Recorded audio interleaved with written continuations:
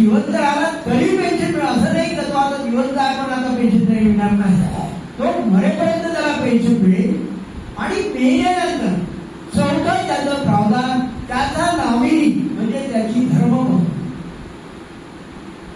निवृत्त कर्मचाऱ्याची धर्मपत्नी हिला 50% पेन्शन म्हणजे जी काही पेन्शन सँक्शन झाली असती त्या माणसाला या निवृत्त कर्मचाऱ्याला त्याच्या 50% पेन्शन त्याच्या धर्मपत्नीला मिळेल. आता डीए पण तिला मिळेल. डीए म्हणजे महागाई भत्ता यामध्ये कोणताही कमी होणार नाही आणि ती मरेपर्यंत ही पेन्शन योजना तिला लागू आहे. ती मेल्यानंतर चौथा वाढीदार मात्र याच्यामध्ये नाही. आता मुख्य प्रश्न काय आहे की पैसे आता कुठे देऊ? हे कुठे सेन्शन केले पैसे? हे सर्व द्यायचं असेल तर पैसा तर लागतो, आर्थिक सोय लागतं. जसं महाराष्ट्र राज्य तुमच्या शासनाने काय करतो पेन्शन मध्ये ओपीएस होती तर काय करायचं ते या वर्षामध्ये जेवढे लोक रिटायर झालेले आहे होणार आहे त्याचं एक बजेट करायचे आणि ते बजेट करून की त्यांना पेन्शन द्यायची. परंतु मंडळानं तसं केलं नाही. मंडळानं काय केलं तुमचा 12% जर ईपीएफ सँक्शन केला त्यापैकी 10% या दरानं ही पेन्शन मंजूर होती. आता 10% मधूनच पेन्शन झाली पण कुठून झाली? तुम्हाला 12% जो कटतो आहे तो तुमचा कटतो आहे आणि मंडळाचा हिस्सा त्यामध्ये जमा होतो. तर ही पेन्शन योजना तुमचे पैसे तुम्हाला कसेच मिळणार निवृत्तीच्या दिवशी पण मंडळाचं वाटप मिळणार. का मिळणार नाही? कारण पेन्शन ती त्या अमाऊंट मधून मंजूर केलेली आहे. ज्यावेळेस ही 1993 मध्ये मंजूर झाली त्यावेळेस मंडळाच्या मध्ये याच्यामध्ये सीपीएफ मध्ये 320 करोड रुपये जमा होते आणि 40 करोड त्यावर इंटरेस्ट झाला. असे 362 करोड मधून ही पेन्शन केली आहे. 362 करोड मधून. तर आता त्यामुळे तुम्हाला या फंडातून ही पेन्शन मिळत राहील. आता हा फंड कमी होईल का जास्त होईल का पुढे चालेल का यासाठी सुद्धा मंडळानं एलआयसीचा एक प्रायव्हेट एजन्सी नेमली आणि त्यांना सांगितलं आमचा एवढा फंड आहे आणि असा दरवर्षी जमा होईल तर यासाठी आम्हाला ही पेन्शन चालू राहील का, वायबल आहे का, सुरू राहील का, बंद होईल मला. त्यावेळेस आपले 1,25,000 कर्मचारी एमएससीबी मध्ये होते. त्यांनी सांगितले पेन्शन योजना वायबल नाही आहे कारण चालू शकत नाही. तुम्ही 1,25,000 लोकांना पेन्शन देऊ शकणार नाही या फंडात. तेव्हा आमच्या या कंपनीने सांगितलं तुम्ही 1,25,000 आकडा कुठून आणला? त्यामुळे 1,25,000 तुम्ही सांगितले अगदी बरोबर आम्ही परंतु 1,25,000 एकाच जागेला निवृत्त होत नाही. हे टप्प्याटप्प्याने होतात. त्यामुळे एकदम बोधा पडणार नाही. शिवाय ही फंड चालू राहील, जमा होत राहील, व्याज येत राहील, मंडळ पैसे जमा करत राहील, त्या जे काही ठरलेल्या याच्यामध्ये गुंतवत राहील. म्हणजे त्यामुळे हे पैसे येत राहील. तेव्हा त्यांनी म्हटलं की ही पेन्शन योजना या प्रकारे तुमची कॅश फ्लो याला म्हणतात कॅश फ्लोद्वारे याचे पेन्शन सुरू राहील. म्हणजे थोडक्यात काय पेन्शन ही आर्थिक दृष्ट्या सबळ आहे, देण्यात मॅनेजमेंट बरोबर आहे, कर्मचाऱ्याला कुठली पेन्शन कशी मिळणार हे बरोबर आहे, जे निवृत्त झाले त्यांना कशी मिळणार हे बरोबर आहे. आता शेवटचा प्रश्न काय आहे याचा करतो की आता प्रश्न आला की जे निवृत्त झालेले आहे ज्या फंडातून तुम्ही पेन्शन केलेली आहे ते जर पैसे त्यांनी घेऊन टाकले तर त्यांना पेन्शन देणार कुठून? प्रश्न लक्षात घ्या. हे लोक निवृत्त झालेले आहे ज्यांनी आपला फंड घेऊन टाकला आहे पण तो मंडळाचाही घेतलेला आहे तर त्यांना पेन्शन तुम्ही देणार कुठून? तर त्यावेळी ही प्रावधान यामध्ये लिहिलं केलं की ते जे लोक निवृत्त झाले आहेत, ज्यांनी स्वतः मंडळाचा शेअर विड्रॉ केला आहे, घेतला आहे निवृत्तीच्या दिवशी, त्यांनाही सुद्धा आम्ही देऊ प्रोव्हाइडेड ते त्यांनी जो पैसा घेतला आहे तो सव्याज मंडळ याच्यामध्ये रिफंड करायला पाहिजे, रिमिट करायला पाहिजे, किंवा तसं ऑप्शन द्यायला पाहिजे, तुमच्या हायर म्हणून ऍडजस्टमेंट करा म्हणून आम्ही त्यांनाही देऊ. प्रश्न चुकला म्हणजे सोसायटी म्हणजे जो प्रावधान होतं हे क्लिअर झालं. आता यामध्ये आणखी एक प्रावधान मंडळानं केलेलं आहे, जे मी सांगतो ते काय केलं आहे. तुम्हाला निवृत्त झालेल्या पैसा मिळतात पटकन, सर्व एक रकमी पैसा मिळतो, 90% 2 वर्षाच्या आधी मिळतो, 1% उरलेले याच्या 3 महिन्यात मिळतो आफ्टर रिटायरमेंट. बरोबर आहे. तुम्ही मी सांगतो ते बरोबर आहे का? होतं ना. पण आता मी सांगत राहिलं तुम्ही आहे तर तुम्हाला आता ते पैसे आल्यानंतर आपण काय करतोय, मुलगा होते बाबा एवढे पैसे मिळत तुम्हाला, मला काही धंदा करायचा आहे, मला गाडी करायची आहे, घ्यायची आहे, मुलीचे लग्न करायचे आपल्या, घर बांधायचं आहे, मोठं घर बांधायचं आहे, असं ते मुलगा मुली सर्व नातेवाईक मुंग्यासारखे तुमच्या मागे लागतात. आणि त्यावेळेस तुमची जीवनशक्ती म्हणजे फिजिकल फिटनेस हे तुम्हाला भावनात्मक याच्याकडे ओढ घेते. भावनात्मक म्हणजे काय मुलगा म्हणतो आता तर तोच आहे, तुम्ही तो नटसम्राट पाहिला असेल, नटसम्राट त्याने सर्व आपलं लिहून टाकलं आणि मग तो रिपीटिंग झाला, घर आहे का रे माझं, घर त्याचं काय कोणी. तर काय म्हणत आहे की ते पैसे ते घेऊन जाणार. तर त्यांनी हे प्रोव्हिजन केलं, त्यासाठी मंडळाचं प्रोव्हिजन केलं की तुम्हाला जसं पैशाची गरज असेल तर तुम्ही 40% पेन्शन मिळू शकता. एक लाईनची अप्लिकेशन दिली की मला माझी 40% पेन्शन मिळायची आहे, हा माझा विकल्प. तुम्हाला 40% पेन्शन 122 महिन्याची पेन्शन एकदम फक्त तुम्हाला मिळून जाईल. तो तुम्ही बँकेत टाका, व्याजाने टाका, 8% टाका, सिनियर सिटीजमेंट टाका, पोस्टात टाका, काही तुम्हाला हे नाही. लग्न करा, आणखी कोणाचे मुलाचे शिक्षणाची सर्व सोडून करा. तर ते सुद्धा प्रोव्हिजन यामध्ये घेतले. परंतु 40% कटल्यानंतर मला तुम्हाला 20,000 रुपये 10,000 रुपये पेन्शन झाली, 40% केल्यानंतर 4,000 कमी मिळेल, 6,000 मात्र पेन्शन पाहिजे. राईट.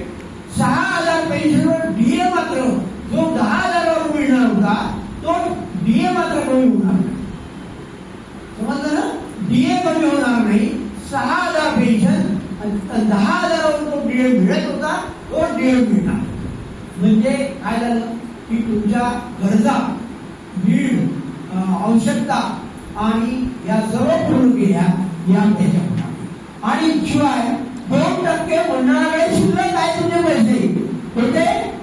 10% तुम्ही पेन्शन दिली आहे, 12% अजून नाही, 2% शिल्लक आहे. तुम्हाला सांगतो आजच्या घडीला 31/3/25 पर्यंत मंडळाकडे 7,884 कोटी शिल्लक आहे. किती शिल्लक आहे? 7,884 करोड. तुम्हाला सांगा ना, निवडून किती लोक आले? 10,000च्या वरती सर्व केले. मला सांगा, जो 93ला रिटायर झाला असेल तो राहिला का आता? तो आता आहे का मला सांगा? तो नाही. जो 98च्या पुढे रिटायर झाला असेल त्याच्यापैकी 10,000 लोक आहेत. बरोबर आहे. आता त्यामुळे ही एवढं मंडळाला पैसे देणं काही कठीण नाही आहे. ते सर्व पण आयएस लोक त्यामध्ये असल्यामुळे आयएस लोकांची पॉलिसी अशी आहे, त्यांना पेन्शन पाहिजे, तुम्हाला द्यायला त्यांना हे जाते. ते मॅनेजमेंट यायला सांगतात शासनकर्त्यांना यांना मताधिक पेन्शन. तुम्हाला सांगतो पहिलं आंदोलन आमचं झालं कुठे? आझाद मैदानावर. तर आयएस संदर्भाचे ऊर्जा मंत्री, ऊर्जा खात्याचे आयएस अधिकारी होते सचिव, त्यांनी मला बोलावलं होतं तिथे.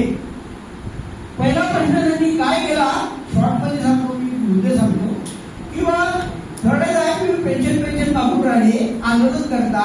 मला सांगा तुमच्या सर्व्हिस अपॉइंटमेंट ऑर्डरमध्ये ही कंडिशन आहे का? वाढायचं नाही केलं त्यानं, बरोबर तुम्ही मला सांगा कंडिशन आहे का तुमच्या सरने ह्याच्यामध्ये? मी त्यांना तेवढ्या उत्तर दिलं, साहेब मी जेव्हा लागलो 66ला, राईट 66ला लागलो त्यावेळेस पेन्शन योजना नव्हती, पण मंडळानं काय केलं होतं की जसे आमचे रूल तयार होती, इंट्रोडक्शन होती, नवीन होती, सुधारित होती, नवीन ऍड होती, ते सर्व महाराष्ट्र राज्यातील कर्मचाऱ्यांना निवृत्तीपर्यंत लागणार. मग म्हटलं साहेब असं प्रत्येक आठवड्याला त्याच्यात दिला तो आठवड पुढे का म्हटलं तुम्ही सांगा ना, तुम्ही आहे कधी काय म्हटलं. ते मला म्हणजे बरोबर आहे तुमचं, म्हणजे मी प्रयत्न करतो. मी तुम्हाला सांगतो ही घटना प्रत्यक्ष आहे. मी तुम्हाला तुमचं मनोरंजन करण्याकरता सांगत नाही. 1600 किलोमीटरवरून आलो आहे मी, 2 रात्री आम्ही प्रवास करत आलो आहे. हे काही तुमच्या आम्हाला केवळ तुम्हाला अवेअरनेससाठी आहे. तर यासाठी ही पेन्शन योजना अशी मंजूर झालेली आहे. आता मला प्रश्न काय आहे की आता मंजूर झालेली पेन्शन लागू का नाही? एवढी चांगली पेन्शन लागू का नाही? तुम्हाला सांगतो आपले लोक, आपले कर्मचारी, आपल्या युनियन बांधव, युनियनचे कर्मचारी मोठमोठे, छोटे मोठे नाही, मोठमोठे, त्या लोकांनी नकार दिला पेन्शन आम्हाला नाही, पेन्शन आम्हाला पाहिजे नाही. काय ते भिकारी पेन्शन आहे म्हणे, तुम्ही किती पैसे देणार आम्हाला पेन्शनची? कारण आम्ही जर मंडळाचा वाटा जो टाकला पुरुषामध्ये तर 11%, 12%, 14% व्याज भेटल. त्या व्याजच्या बरोबर आमची पेन्शन होऊन जाईल. म्हणजे त्यांनी हा विचार नाही केला का आम्ही मरेपर्यंत तो वाटा राहील का तिथं, तर माझ्या मुंगे लागतील, सर्व माझ्याकडे घेऊन जातील आणि मी काय करेल? तुम्हाला वाटत आहे जर पैसे नसेल तुमच्याकडे, लेडीज जर असेल तर ऍडजस्ट करून घे. माणसाला ऍडजस्ट करणं कुटुंबामध्ये कठीण जातं. त्याला जो घरातला प्रमुख असतो जेव्हा कमावता असतो आणि जेव्हा तो निवृत्त झाल्यानंतर पैसे गेल्यानंतर त्याला चहाही देत नाही. त्याला तुमच्या काय म्हणतात, त्याला पोहे चहा पिण्याचा तरी त्याला व्हॅल्युएशनच नसेल. पैसा असेल तर मात्र त्याला व्हॅल्युएशन असतं, हे लक्षात घ्या. त्याला बरोबर पेन्शन ठिकाणी घेऊन जाईल, सही करून देईल, त्याला चहा देईल, त्याला उपयोग करेल. माझे भाऊ स्वतः, माझे भाऊ आता मागच्या महिन्यात वारले, 96 वर्षाचे होते, 30,000 रुपये पेन्शन होती. त्यांचा शेवटपर्यंत पोरांनी बरोबर केलं, 30,000 रुपये पेन्शन. तर मला काय सांगायचं की पेन्शन असेल तर तुझा स्वाभिमान जगला, पेन्शन नसेल तर काही नाही. तर याप्रमाणे ही पेन्शन लागू का नाही तर केवळ आपले कर्मचारी, आपल्या संघटना यांनी कुठली डिमांड केली नाही. उलट असं म्हटलं की ही पेन्शन आम्हाला नको आहे, आम्हाला आमचा फंडच पाहिजे, त्यामुळे ही लागू नाही. आता लागू नाही झाली, आता तरी म्हणतात का? आता तरी काय आहे? जेव्हा पेन्शन लागू नाही झाली तर त्यावेळी तुम्ही काय केलं? नंतर तरी केलं का? परंतु एक मात्र मध्य प्रदेश बोर्डातून हे इकडे आले होते, त्यांना पैसे पेन्शनचा ऑप्शन न दिल्यामुळे त्यांना पेन्शन मिळत होती. त्यांनी मात्र हायकोर्टात, नागपूरच्या हायकोर्टात एक याचिका दाखल केली. तर पेन्शनचा पहिला पाठ संपला ना. तुमचा तरतुदी काय आहे हे तुम्हाला समजलं, त्याच्याबद्दल तुम्ही मला आणखी प्रश्न विचारू शकता. आता मी दुसऱ्या पार्टमध्ये जातो. दुसरा पार्ट म्हणजे लागू करण्यात केली आणि लागू करण्यासाठी न करणं बोर्डाचं काय म्हणणं होतं, बोर्डाचं म्हणजे मॅनेजमेंटचं काय म्हणणं होतं. आता मॅनेजमेंटचं काहीच म्हणणं नव्हतं, मॅनेजमेंट द्यायला तयार होती. मॅनेजमेंटला आम्ही कुठेही त्याला टीका टिप्पणी करत नाही, मॅनेजमेंट द्यायला तयार होती. पण आमच्याच लोकांनी त्याला नकार दर्शवला. त्यामुळे शेवटी त्या कर्मचाऱ्यांनी एक पिटिशन दाखल केली हायकोर्टात आणि ती पिटिशन यासाठी केली तर काय झालं की त्याच्याकडे म्हणणार लक्षासाठी नाही केलं की जेव्हा 100 लोक म्हणजे नाही आहे तर याच्याकडे काय लक्ष म्हणून 100 लोक म्हणजे मला पेन्शन नाही पाहिजे, ज्याचं रजिस्ट्रेशन आहे ते मला नाही पाहिजे आणि आता याच्याकडे काय करू. म्हणून 3 वर्ष 2001 तुला दाखल केली पिटिशन आणि 2003ला ते 1 वर्ष किती दिवस राहणार आहे आणि त्या केसचा रिझल्ट म्हणजे निर्णय त्या केसचा निर्णय 2017ला लागला. कारण कोणीच जात नव्हतं. म्हणजे कोणासमोर गेलं पाहिजे, कुठीला समोर बोललं पाहिजे, ते अशी कळकळ कोणालाच नव्हती. कारण ते गेल्यानंतर संपलं का युनियन तर त्याच्यामध्ये नव्हतीच. त्यामुळे तो 17 मध्ये रिझल्ट आला आणि धर्माधिकारी, माननीय धर्माधिकारी जे जज होते डबल बेंचचे, त्यांनी शेवटी म्हटलं की केस घ्यावं तुम्ही हे पेन्शन घेऊन. आपल्या आदेशात पण मेन्शन केलाय किती दिवस कोर्टात ठेवणार केस. तर शेवटी त्यांनी त्या केसवर 16/11/2017ला रिझल्ट दिला, जजमेंट दिलं. आणि त्या जजमेंट प्रमाणे त्यांनी ऑर्डर केला नाही. त्यांनी ऑर्डर बरोबर केला. काय पहिली त्यांनी ऑर्डर मध्ये डायरेक्शन काय दिले, पेन्शन तुम्ही केलेली आहे, तुमच्या फंडातून केलेली आहे, तर तुम्ही लागू करण्यात काय प्रॉब्लेम आहे. म्हणजे direction, this is a direct, this is not order, this is direction. तुम्हाला जर पेन्शन तुम्ही लागू करायची आहे तर काही अडचणी येत असतील, दुसरा काही अडचणी असतील तर तुम्ही युनियनशी, कर्मचाऱ्याशी चर्चा करा आणि हा प्रश्न निकालात काढा. म्हणजे त्यांनी परस्पर तुमच्यावर ढकललं. आणि तिसरा प्रश्न, तुम्हाला चर्चा करून निर्णय घेण्यासाठी 3 महिने मी वेळ देतो. किती वेळ देतो असे जजमेंट होत नाही, पण हे डायरेक्शन असतात. कोर्ट मधलं लगेच काय जे करायचं कर, नाही तर बस संपलं का. परंतु मंडळामध्ये अशामध्ये कुठलेही सहकार्य नसल्यामुळे कोर्टाने केवळ डायरेक्शन दिली आणि डायरेक्शन प्रमाणे 3 महिने 16/11/17 ते 6/2/18 6/2/18ला मंडळाच्या मॅनेजमेंटनी तिन्ही कंपन्यांनी एकत्र येऊन एक निर्णय घेतला. त्याला म्हणतात कंपनी ठराव 718. कंपनी ठराव 718 6/2/2018. काय निर्णय घेतला, काय निर्णय घेतला कंपनीने निर्णय घेतला की आम्ही पेन्शन योजना मान्य करतो, मंजूर झाली. आम्ही we all 3 companies are ready to accept the pension as sanctioned by the MSP. त्यांनी तसं कबूल केलं की मी पेन्शन आम्ही मान्य करतो. परंतु दुसरा मुद्दा त्यामध्ये एक राहा, जो दुसरा मुद्दा ज्याचा संबंध नव्हता त्यामध्ये जोडला, कोर्टाला गुंडाळा केलं. त्याच्यामध्ये काय केलं की दुसरा मुद्दा, आमच्या तिन्ही कंपन्यांची फायनान्शियल स्थिती ठीक नाही आहे, त्यामुळे सध्या तरी आम्ही ते इम्प्लिमेंट करू शकतो. चौथा मुद्दा त्या कंपन्यांनी घेतलं, जर तशी आम्हाला अडचण झाली तर आम्ही एबीआरसी कडे जाऊ. बघा मी तुम्हाला एबीआरसी कडे जाऊ आणि टॅरिफ वाढवून घेऊ. टॅरिफ समजतं, 20 टॅरिफ वाढवून घेऊ, पण पेन्शन देऊ आम्ही तुम्हाला. पण केव्हा देऊ, मेल्यानंतर देणार का पेन्शन तुम्ही. तर हे कोर्टासमोर दाखल केलं. म्हणजे काय झालं, कोर्टाचा अवमान, म्हणजे याच्यामध्ये कंटेम्प्ट झाला नाही. कोर्टाचे आदेश शीर्षावरनं मानले. आता मी त्यावेळेस रिटायर झालो होतो 2018 मध्ये. मी ऑलरेडी 2005ला रिटायर झालो होतो. हे आदेश पाहिल्यानंतर मला ते बरोबर वाटले नाही. मी असा निर्णय घेतला की याच्या अगेन्स्ट मध्ये आपण पिटिशन दाखल करू, रिव्ह्यू पिटिशन, ज्याला म्हणतात पुनर्विलोकन याचिका मराठीमध्ये. पुनर्विलोकन याचिका म्हणजे कशासाठी, माझी भाषा जरुरी, हे तुमचे जे आदेश आहे डायरेक्शन आहे, तुम्ही जजमेंट द्या, दुरुस्त करा, सुधारित करा, लागू करण्यासाठी म्हणा, तर सुधारित करा. यासाठी मी असा निर्णय घेतला. कारण त्याचं सांगतो. आता तुम्ही म्हणा तुम्ही काय हुशार होते का हो. मी HR ला ऑफिसर होतो, मी लॉ ग्रॅज्युएट होतो, मी कोर्टाच्या केसेस पाहत होतो, मला सर्व नॉलेज होतं. मी म्हटलं हे कंटेम्प्ट काही बेकार आहे, कंटेम्प्ट काही पर्पज सॉल्व्ह होणार नाही.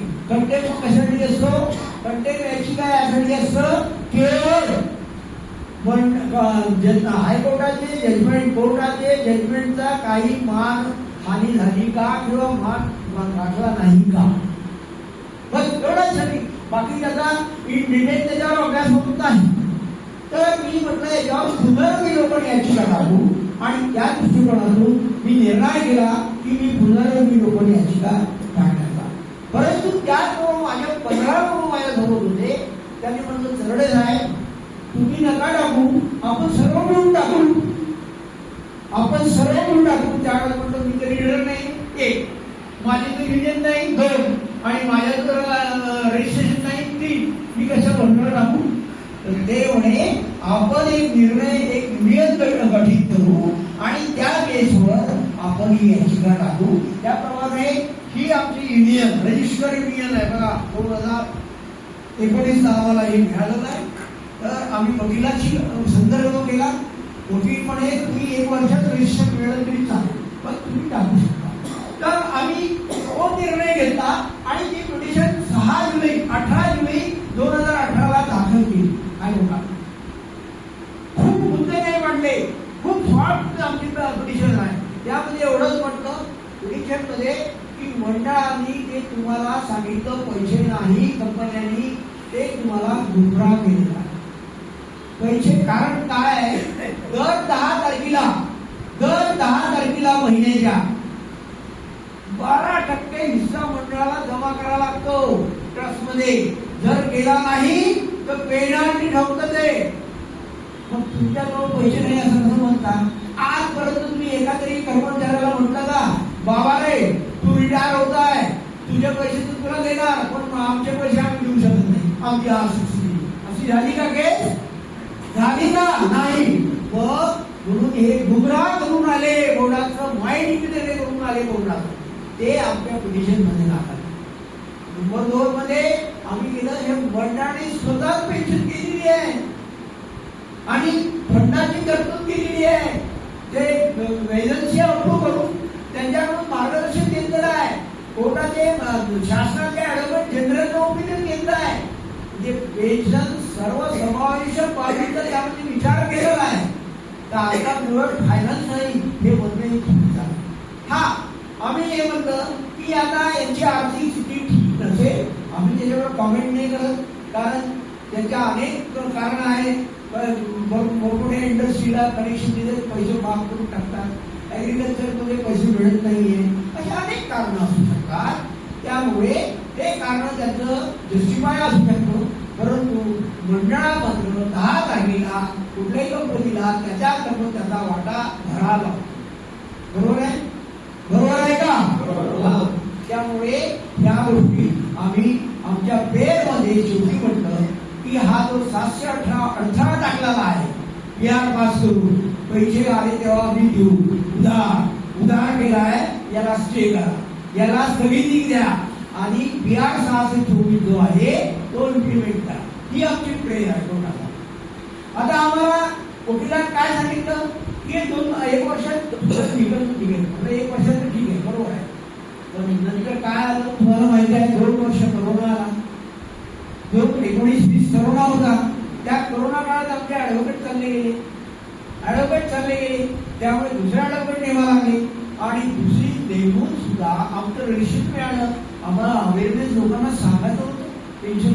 तुम्हाला आठवतं या कोकणामध्ये कोणालाच माहिती नव्हतं. आमच्या भर उन्हाळ्यात 31 मेच्या काळामध्ये आम्ही उडाळा एक मीटिंग घेतली. डिसोदा नावाचा एक एचआरचा युडीसी होता, त्याने ती अरेंज केली होती पुढे उडाळा.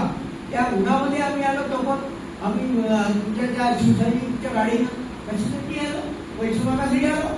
अरे केवळ तुम्हाला आमची या तरतुदी माहीत असायला पाहिजे, त्यासाठी आम्ही आलो आहे. आणि आम्ही इथं आलो यासाठी आहे की या रत्नागिरीमध्ये इंजिनियरचं ऑफिस आहे, इथे सर्व एसीचं ऑफिस आहे आणि यांना एक वेळा झालं म्हणजे आमचं महाराष्ट्राचा हा जो कोकण प्रदेश आहे हा यांना सर्व माहिती. एवढ्याचसाठी मी इथं आलो आहे आणि त्यामुळे ही पेन्शन योजना आम्ही अवेअरनेससाठी तुम्हाला माहिती.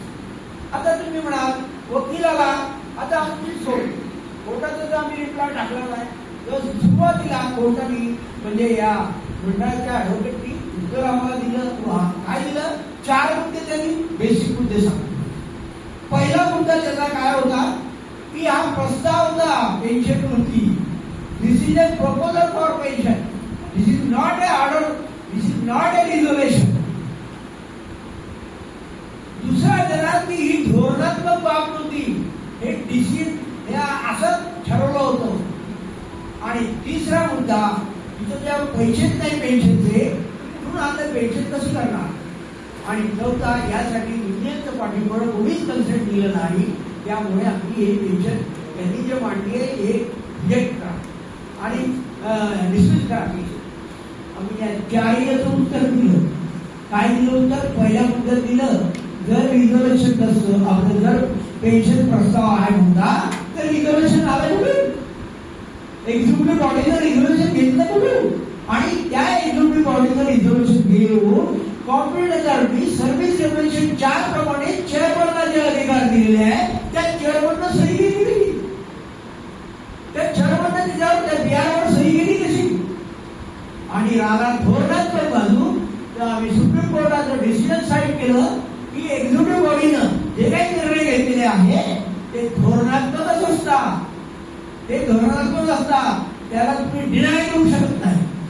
तर या गोष्टीमध्ये हे 4ही मुद्दे. आणि चौथा मुद्दा की पैसे नाही. पैसे नाही म्हणजे बिहारमध्ये बघा, त्या बिहारमध्ये 362 करोड रुपये जमा आहे, लिहिलेलं आहे. ते कुठून आले? आम्ही नाही म्हटलं. आज तुम्हाला सांगतो, आज आम्ही 25,07,884 कोटी जमा आहे. एवढे पैसे लागतात का? मी तुम्हाला सांगतो, आजच्या घडीला आज जर पेन्शन लागली सुरू झाली तर केवळ 10,000 लोकांना पेन्शन द्यायची. बरोबर? 10,000 ते निवृत्त झाले आहे. त्या 10,000 लोकांना 2003चं किंवा 2008चं पेन्शन जर लक्षात घेतलं तर 18 ते 20,000 रुपये पेन्शन देतो प्रत्येकाला. त्यावेळेस तेव्हाची गोष्ट होणार, आजची नाही. 18 ते 20,000 कॅल्क्युलेशन केलं वर्षाचं आणि एक 10,000 लोकांना दिलं तर केवळ 214 कोटीचा रुपये खर्च येतो मंडळाला वर्षाचा. 214 कोटी. आणि हा निवृत्त कर्मचारी आणखी करला 75-80 पर्यंत 5 वर्ष, अगदी 5 वर्ष, तर केवळ 1400 कोटी जमा होतो. वेळात तुमच्याकडे 7,884 कोटी जमा आहे. आता आला प्रश्न, आता तुझा प्रश्न की बा ते वर्किंग मध्ये आज 75,000 लोक आहे. त्यावेळेस 125 होते, पण आज तिन्ही कंपन्यांचे 75,000 आहे. या 75,000 लोकांना पैसे जर द्यायचे असेल तर किती लागतं? तर तो मुद्दा पहिला, ते 75,000 एकदम निवृत्त होणार नाही. आणि दुसरा मुद्दा त्यामध्ये की त्यांच्यासाठी ऑप्शन ठेवलेला आहे वर्किंगसाठी, म्हणून ते तुम्हाला मदत नाही करत. ऑप्शन मध्ये काय ठेवलं आहे की तुम्हाला जर सीपीएफ कंटिन्यू करायचं असेल तर काही प्रॉब्लेम नाही, तुम्ही सीपीएफ घेऊ शकता. पण तुम्हाला जर मंडळाची पेन्शन पाहिजे असेल तर तुम्ही ऑप्शन देऊन ते तुमचं स्विच ओव्हर करू शकता. ते जे चालू आहे तुम्हाला पेन्शन मिळेल. आता मला सांगा, आज 75,000पैकी किती लोक आहेत त्यांना करोड रुपये मिळाला क्लास 4ला. आजचा क्लास 4 मनुष्य आज सरासरी 1,10,000 रुपये पगार मिळतो, यांची 10 वर्ष सर्व्हिस झाली. आणि त्याला पैसे भरपूर मिळणार. ते ग्रॅज्युटी आम्हाला 3.5 लाख रुपये मिळत होती, ती ग्रॅज्युटी 20 लाख रुपये मिळत्या. किती मिळते? 20 लाख. त्या लोकांना एक क्लास 3 मनुष्य किंवा क्लास 2 मनुष्य 1,20,00,000 रुपये त्याला सर्व मिळते निवृत्तीची. तो काय म्हणतो? तो म्हणत नाही मला पैसेच पाहिजे. तो म्हणत का मला पेन्शन पाहिजे, आणि पाहिजे असेल तर तुम्हाला सांगितलं त्यालाही मिळू शकते. म्हणजे त्याचा प्रश्न आहे का? कार्यरत प्रश्नाचा नाही, परंतु त्या कार्यरत कर्मचाऱ्याला आमचं असं म्हणणं आहे, बाबा विचार कर. काल भाजी होती 100 रुपये, आज भाजी झाली 500 रुपये किलो. उद्या तू जेव्हा निवृत्त होशील तेव्हा 5,000 रुपये भाजी होईल, त्यावेळेस तू काय करशील? मी माझ्या मुलीचं शिक्षण 12,000 इंजिनिअरिंग केलं. आज इंजिनिअरिंगला 1.5 लाख ते एका वर्षाला 2 लाख रुपये लागतात. हा विचार पैसे विषय बेकार आहे. पैसे राहणार नाही. पैसे जर घेऊन घेशील तू बसशील. अहो चिपीच्या सारख्या लोकांचं त्या कोल्हापूरला मिटिंग झाली होती, तर ते मला तेवढं झाले 500 रुपये घ्या माझ्याकडून. कशासाठी? कोर्टाच्या खर्चासाठी. मी म्हटलं साहेब पैसे नका देऊ. कोणी का बरं लागत नाही का पैसे?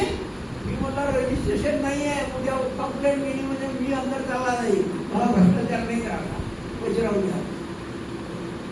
जेव्हा रजिस्ट्रेशन मिळालं तेव्हा आम्ही म्हटलं त्यांना सदस्य आजीवन सदस्य व्हायचं आहे. तुम्हाला सांगतो आजीवन सदस्य 6 लाख रुपयाचे सदस्य आमच्याकडे. 6 लाख आजीवन, ज्याचे पैसे आम्ही खर्च करू शकतो. ते आम्हाला तसेच ठेवावं लागतात.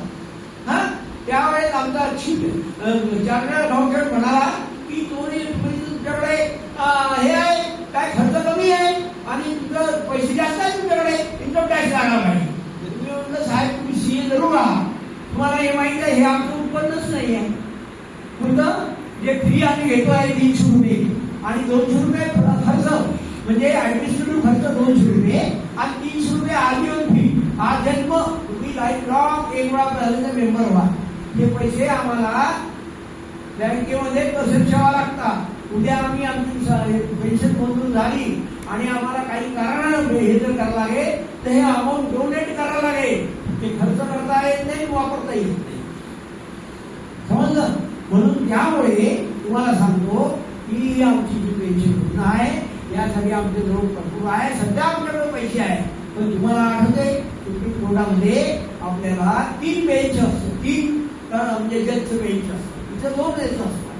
तर 3 याचं आपल्याला साधारण 3 ॲडव्होकेट लावलोय. तर एका टाइमला एका हेअरिंगला 9 लाख रुपये साधारण 7 ते 8 लाख रुपये पर्यंत खर्च येतो. राईट? आता आम्ही पैसे नाही बघू तुम्हाला, आम्ही म्हणतो नाही की पैसे द्या, आम्ही आमची सोय बरोबर पाहू. पण असं प्रत्येकाला आता आमचे उपाध्यक्ष आमचे जे सचिव सहसचिव सचिव यांनी काय सांगितलं, तुमची इच्छा असेल तर आजच सदस्य पावती देऊ आम्ही तुम्हाला बँकेचं डिटेल देऊ. तुमचे पैसे बँकेत सुखरूप आहे. Bank of Baroda, cooperative bank नाही, बँक ऑफ बडोदा तुमचे पैसे सुखरूप आहे. तुम्ही माहितीच्या अधिकाऱ्यांनी विचारलं का या संस्थेचे पैसे किती रुपये तुमच्याकडे शिल्लक आहे, ते तुम्हाला सांगतील. आमचा सर्व व्यवहार ट्रान्सपरंट आहे, कुठे पारदर्शकता आहे आमच्या व्यवहार. तर तुम्हाला ही पेन्शन योजना या प्रकारची आहे. कोर्टाचं स्टेटस आज आहे. आज आमच्या जानेवारीला याचं जानेवारी 25 26 नाही म्हणून जानेवारी 25 ला नोट ऑफ आर्ग्युमेंट सर्व संपल्यानंतर नोट ऑफ आर्ग्युमेंट रायटिंग मध्ये कोर्ट धारण करतो की आता दोन्ही पार्टीनं नोट ऑफ आर्ग्युमेंट दाखल करा. ते नोट ऑफ आर्ग्युमेंट 7 जानेवारी 2025 ला दाखल केले आम्ही.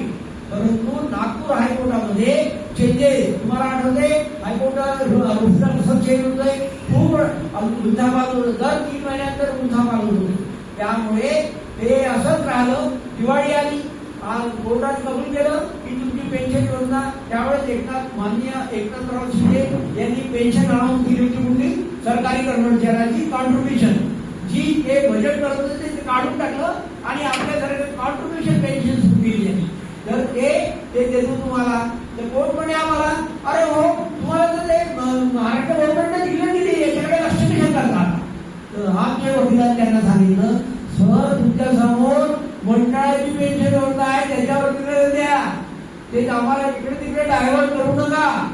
मंडळाची पेन्शन योजना आहे त्याच्यावर लक्ष द्या. तेव्हा त्यांना दिवाळीनंतर मी ऑर्डर करतो. दिवाळीनंतर त्यांची बदली झाली, दुसरे आले, दुसरं त्याने वाचलो. आता शेवटी अशा प्रमाणे ही टाईम डेट वाढत गेली आणि आता परवा म्हणजे 24 तारखेला नाताळच्या सुट्टीच्या आदल्या दिवशी केस झालेली आपली. आणि त्यावेळेस कोर्टाने त्यांना सांगितलं कोर्टाना की बा जे काय आहे लवकर सांगा. कोर्टाच्या वकिलांना ते आपलं फसत काहीतरी वेळेवर उत्पन्न केलं. एक काय म्हणजे हे निवृत्त लोक आहे यांना अधिकार नाही वगैरे काहीतरी असे अनवांटेड प्रश्न केले. तर त्यांनी सांगितलं तुला जे काय सांगायचं आहे ते सर्व सांग, मी ऐकतो, पूर्ण सांग. तुम्ही जे मुद्दे आहेत ते सर्व सांग, मी सर्व ऐकतो. मंडळाच्या आमच्या वकिला सांगितलं तुम्ही तुमचे काय असेल तेही सांगा, मी तुमचे सर्व मुद्दे ऐकतो आणि या सर्व मुद्द्याप्रमाणे तुम्हाला या महिन्यात ऑर्डर डिसाईड करतो. म्हणून मी व्हॅकेशन नंतर तुमची डेट देतो. ती 15 तारीख आपल्याला डेट दिली. ऑर्डर तोंडी देत नाही, हायकोर्ट सर्व रायटिंग मध्ये असतो. आणि मला तुम्हाला पाहिजे असेल तर 15 तारखेचा ऑर्डर माझ्याजवळ आहे, फायनल हेअरिंगचा ऑर्डर. तर त्याप्रमाणे तो 15 तारखेला होणार नाही मित्रो, कारण 15 तारखेला अनाऊन्स महापालिकेचे निवडणुका अनाऊन्स झालेल्या आहेत, बरोबर आहे. तर ही 16 तारीख होईल, पण 16 शुक्रवार आहे. कोर्टाचं वर्किंग फक्त 4 दिवस असतो, म्हणजे सोमवार ते शुक्रवार. शनिवार रविवार कोर्टाला सुट्टी असतो. त्यामुळे ही का एक शुक्रवारी आणि शेवटच्या दिवशी कोर्टाची मानसिकता फायनल ऑर्डरची नसते. ते सर्व ऍडमिशनच्या केसेस अलाव करतात ऍडमिशनच्या, आणि आपली ऍडमिट झालेली केस आहे ऑर्डरसाठी आहे, फायनलची हेल्पची आहे. त्यामुळे ही 19 तारखेला आहे तुमच्या गाडीला, 19 जानेवारीला. आणि तुम्हाला आश्वासन आता देतो की या जानेवारीच्या एंडला जो काही ऑर्डर होईल तो ऑर्डर होणार जानेवारी. आणि या ऑर्डर झाल्यानंतर समजा आता आमच्या सचिवनं सांगितलं, काय सांगितलं, समजा कोणताही ऑर्डर हो आमच्या विरोधी हो का त्यांच्या विरोधी, आम्ही कॅबिनेट दाखल करू हायकोर्टामध्ये, सुप्रीम कोर्टात. आणि सुप्रीम कोर्टामध्ये ट्रायल होत नाही. जसं इथं ट्रायल होते ना तसं तिथं ट्रायल होत नाही. तिथं काय पाहायला जातं, तिथं पाहायला जातं हे जजमेंट हायकोर्टात दिलं आहे हे बरोबर आहे का, आणि यांनी अपीलंटनं जी अपील केली ही बरोबर आहे का. आणि दुसरं, हायकोर्ट सुप्रीम कोर्टासमोर नवीन मुद्दे नसतात. जे मुद्दे हायकोर्टासमोर असतात तेच मुद्द्यावर अपील असतं, हे लक्षात घ्या. तुम्हाला सरळ सांगतो, त्याच मुद्द्यावर अपील असतं. त्यामुळे हे सुप्रीम कोर्टात समजा गेलंही तर आणखी 3 महिने लागेल, आणखी 3 महिने लागेल, जेवढे दिवस पाहिले. पण आम्ही त्याच्या मागे लागून आहोत. आणि म्हणून ही कोर्टाची केस आहे. विलंब का होत आहे, विलंब का झाला आहे, आणि कोर्टाची स्थिती काय आहे, मंडळाच्या पंचायती काय, हे सर्व प्रश्न मी थोडक्यात सांगितले. आता तुम्हाला जर मेंबरशिप व्हायचं असेल, सदस्य घ्यायचे असेल, तर तुम्ही आम्हाला पैसे देऊ शकता. तुम्हाला इमिजिएटली रिसीट आम्ही देऊ शकतो. नाही दिले तरी हरकत नाही, नंतर पाठवू शकता बँकेच्या अकाउंटमध्ये डायरेक्टली. त्याच्यातही ऑनलाईन आम्ही तुम्हाला तुमच्या व्हॉट्सअपवर आम्ही टाकू शकतो. तुमचा एक ग्रुप आम्ही कुडाळचा केला आहे, तिथे रत्नागिरी ऍड करू. त्याच्यामध्ये एक ग्रुप व्हॉट्सअपचा ग्रुप आहे, त्या माध्यमातून तुम्हाला माहिती मिळेल. आणि वैशाखच साहेब यांच्याशी माझी चर्चा झाली होती एका याच्या सार्वत्रिक. त्यावेळेस विचारायला मी काय ते आज बोललो तेच तेवढं सांगितलं. मला डबल बोलता येत नाही, मला खोटं मला बनवता पण येत. आणि या वयात हे आमचं बनवायचं वय आहे. आम्हाला कोणतं पंतप्रधान म्हणून आपण मिळवायचं आहे, कोणतं प्राईम मिनिस्टर बनायचं आहे, कोणता अध्यक्ष बनायचं आहे. शेती पाहतो सर्व आम्ही हे आहे सर्व. आणि सांगतो तुम्हाला पैसे नाही मिळाले, पैशाची गरज पडली तर माझ्या प्रॉपर्टी आहे की माझ्या नावाने मी मात्र केस सेव्ह करतो, हे लक्षात ठेवा. तुमच्या कोणालाही अपेक्षा नाही आम्हाला पैशाची, परंतु तुम्हाला जर असं वाटेल खारीचा वाटा तुमचा असावा, सहभाग असावा, तर तुम्ही मेंबर बनवू शकता किंवा नंतरही बनवू शकता. आम्ही तुम्हाला पावती 20 पावती रजिस्टर पावती तुम्हाला मिळेल. तुम्हाला आठवते हे आमचे या वर्षात म्हणजे 1/4/25 तर 31/3/26 पर्यंत हे लिस्ट कोर्टात दाखल करावं लागतं. ही चॅरिटी कमिशनरला दाखल करावं लागतो. लिस्ट म्हणजे त्याचं नाव, त्याचा CPF नंबर, त्याची डेट ऑफ रिटायरमेंट, त्याचा व्हॉट्सअप नंबर, तो कुठे राहतो, कुठल्या पोस्टवर होता, ही सर्व माहिती कम्प्युटराइज माहिती आम्हाला लिस्ट दरवर्षी पाठवा. पुढे या वर्षात मागच्या 24-25ला 364 मेंबर झाले आमचे ते. आणि महाराष्ट्रात आमच्या 145 मिटिंग झाल्या. कार्यकारिणीच्या म्हणजे 47 मिटिंग घेतल्या. 6 अधिवेशन आम्ही केले, पण पैसा वापरला नाही. पैसा आम्ही डोनेशन मार्फतच कसं तरी करून आम्ही त्या निवृत्त कर्मचाऱ्यांचे AGM आम्ही हे काढल्या केल्या. आणि त्या आपल्या या पैशातून तुमच्या पैशातून कुठलाही आम्ही हात लावून दिला. एवढंच माझं भाषण आहे, कारण भाषण म्हणजे मार्गदर्शन आहे. रिटायर झालो डेप्युटी मॅनेजर म्हणून फेब्रुवारी 2024. तर सर्वप्रथम मी आपल्या सदस्यातर्फे आणि सदस्यांचा पूर्ण टीमचं मी स्वागत करतो. आणि त्यांचं खूप धन्यवाद देतो की आपल्याला अपरिचित असलेली किंवा आपल्यापर्यंत कधीही आपल्या संघटनेच्या माध्यमातून त्या लोकांनी न आणलेली माहिती किंवा आपले तोटे म्हणा, त्या माहितीपैकी तोटे त्यांनी केलेलं आतापर्यंत आपलं नुकसान या संस्थेवर विस्तृतपणे सांगितलं, आभार मानतो. पण माझी शंका पण तेवढीच आहे, आपण जर 7,000 कोटीची रक्कम आहे आपल्या CPF ट्रस्टमध्ये, ती कार्यरत कर्मचाऱ्यांच्या सहित आहे की आतापर्यंत रिटायरमेंट झालेल्या लोकांची अमाऊंट आहे, तरी त्याला माहिती पाहिजे होती. आणि दुसरी गोष्ट म्हणजे या डायटमध्ये खूप मी विनंती आहे निवृत्त कर्मचाऱ्यांना, 500 रुपये म्हणजे काही फारशी मोठी रक्कम नाही आहे. कुठलाही एखादा खर्च तुम्ही थांबवू शकता. तर तुम्ही अवस्था करत असाल तर तो थांबवून तुम्ही 500 रुपये तुम्ही ही वर्गणी देण्याची माझी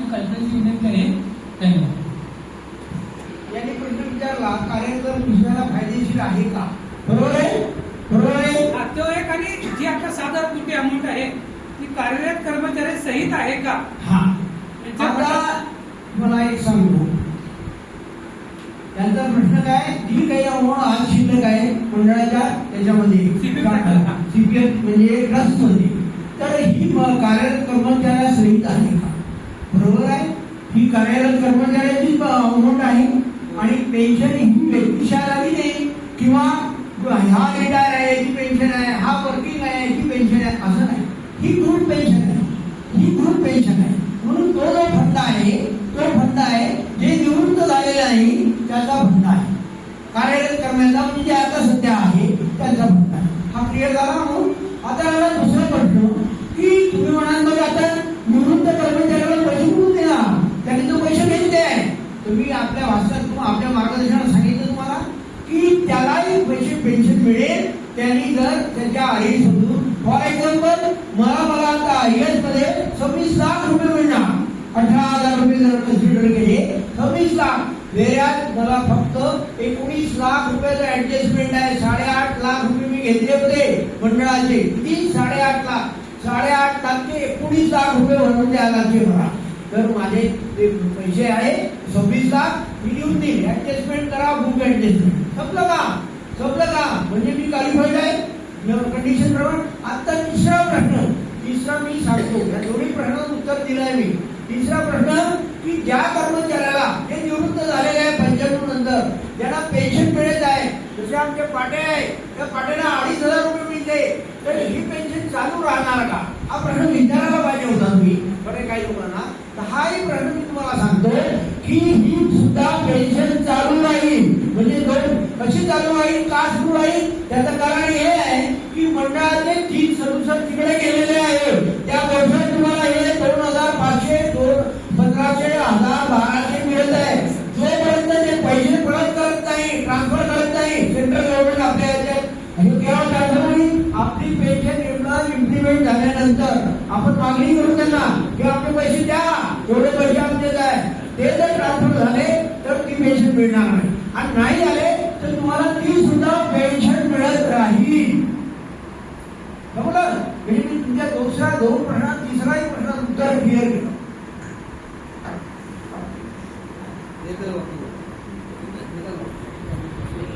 ऐकायला पण आवडत असं एकच वाक्य सांगतो की तुम्ही एवढ्या मोठ्या संख्येने आला, त्यांना चांगला रिस्पॉन्स दिला. तुमचे सगळे जे मोबाईल नंबर आहेत त्याचा मी ग्रुप करणार आहे की आपण त्याच्यामध्ये अजून काही चर्चा किंवा मेंबर घेऊ, त्याच्याशी चर्चा करू आणि हा ग्रुप थोडा मोठा करू.